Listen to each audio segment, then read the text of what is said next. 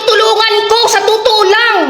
Pinakain, pinatira, napalayas ako ng apartment dahil sa kakatulong sa inyo mga putang ina ninyo.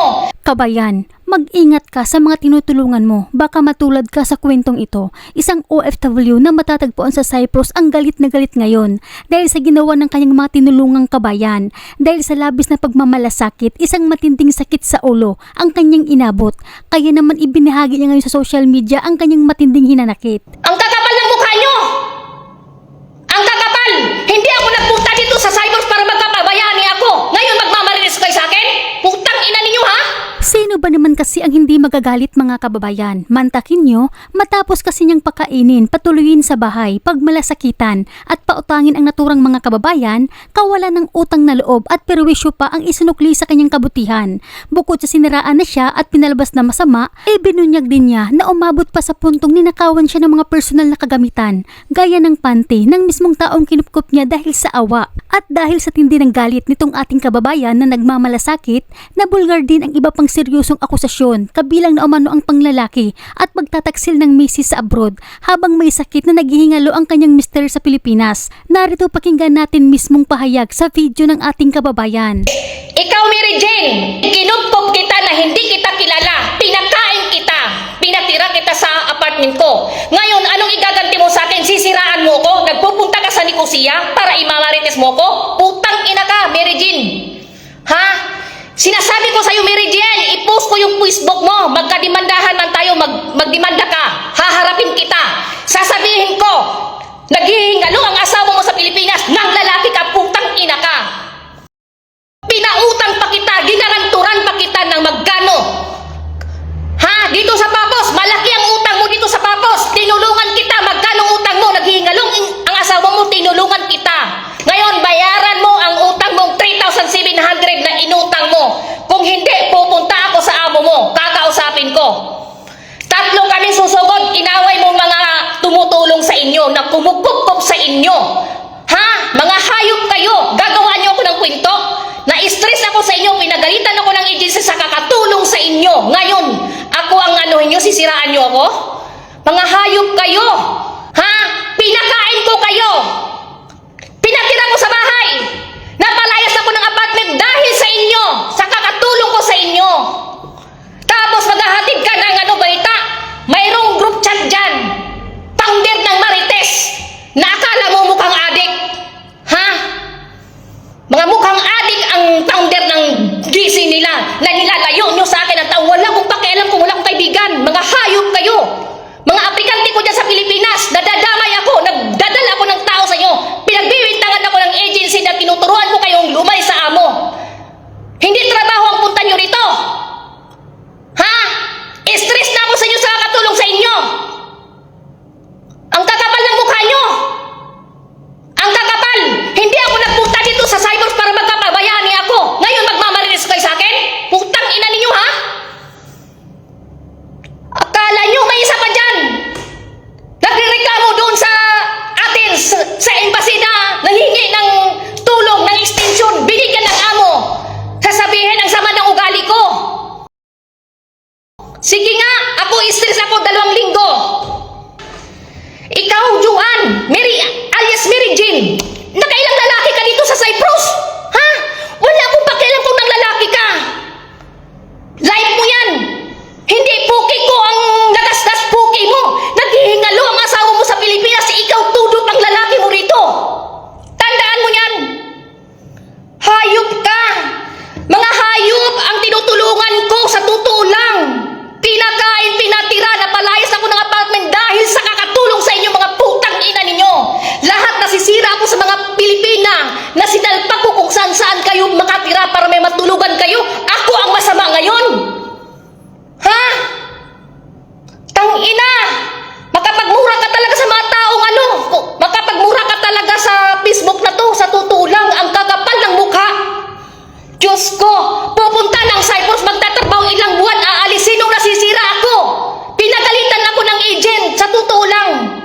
Lahat ng way, lahat para sa inyong advice, nandyan ako. Tinutulungan ko kayo. Yung pagkakainin, maghanap ako ng bahay na para sa inyong matutulugan, sisiraan nyo ako. Mayroon pa dyan si Jocelyn. May conversation tayo. Ayaw mong tanggapin yung mga sahod kasi gusto mo 1,000 din ang sahod na hindi ka na nga pwede. Ha? Pinagalitan ako ng agency ngayon. Akala nyo, hindi nyo alam. Tangina, makapagmura ka talaga, oh. Si Lia Mana, founder ng Chismosa ng GC yan. Akala nyo, ha? Hindi ko alam ang mga pinagmamaritis ninyo. Sasabihin ang reels ko, hindi totoo. Si Mary Jane na nagsumbong sa akin na buntis yung kaibigan niya. Oh, sige nga. Grabe kayo. Grabe kayo. Kaya nagtataka ako, bakit si Aisil galit na lang sa iyo? Dahil sa awa nyo, ako wala kong pakialam, kaya inaayos ko lahat yan. Sasabihin mo, Mary Jane, ate, nire-respeto kita, malaking respeto. Putang ina ka. Ha? Demonyo ka, makikita mo yung kalalagyan mo. 3 kayo susugod sa amo mo, tingnan natin. Bayaran mo yung utang mo, 3,700. 3,700 euro lang naman ang ginaranturan ko sa iyo. Ha? Utang ina. Nakakagigil ang mga Pilipinong tinutulungan ko, kinukup ko, sinisiraan ako. Diyos ko, Mary Jane, ilan ang lalaki mo dito? May negro ka pa. Yung nagtatrabaho si Pilipos, boyfriend mo pa. Nagsusumbong ang may-ari ng apartment na maraming lalaki nagpupunta sa apartment mo. Pwira pa doon sa nililipatan mo. Yan ang sinasabi ko sa inyo, ha? Ako, pagod ako, stress ako ni sarili ko. Hindi ko masikaso dahil nag-intindi ako sa mga aplikante sa Pilipinas na na-stress ako sa kakapaluwag dito. Pagdating dito, ha? Bigyan niyo ko ng problema. Sige nga, hindi kayo naawa sa akin, hindi ko kayo kano-ano, ha? Sa totoo lang, maraming agency sa Pilipinas, mag-apply kayo dyan dahil ako, ayaw ko nang magbigay ng mga aplikante sa agency dahil nasisira ang pangalan ko. Hindi kayo nakinig, hindi nyo alam kung ano ang tulong ko dito. Sasabihin kung hudas ako, mas hudas daw siya. Pagod na pagod ako, ni sariling pamilya ko, hindi ko na sila makakausap dahil sa ka-entertain sa mga release, sa ka-entertain sa mga problema ng ibang tao. Ha? Tingnan nyo.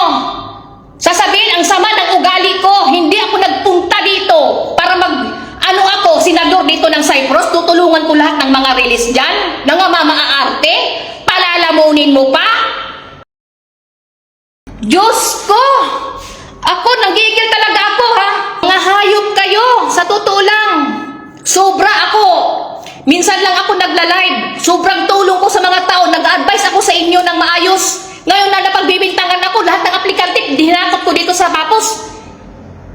Sobra kayo.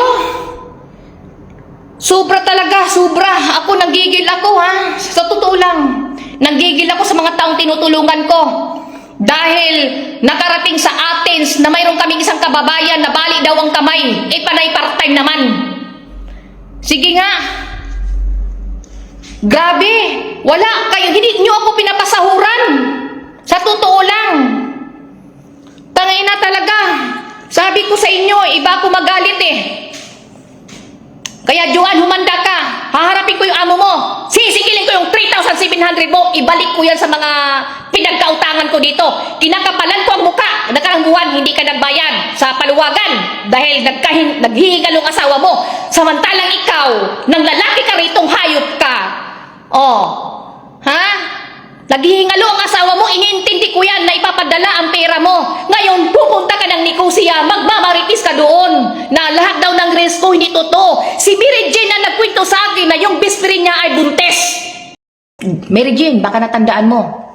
Wala akong pinagbibintangan about sa panty, pero suspect ka sa panty ko na ninakaw mo. Dahil pumunta ka ng Papos, wala kang panty. Binilhan ka pa ni Ipi ng panty sa Jumbo. Binigyan ka pa ng panty ni Marilyn. Ninakaw mo pa ang panty ko na 9 na piraso. Sino naman magnanakaw doon? Ha? Ha? Tayo-tayo lang naman nakatira doon sa bahay.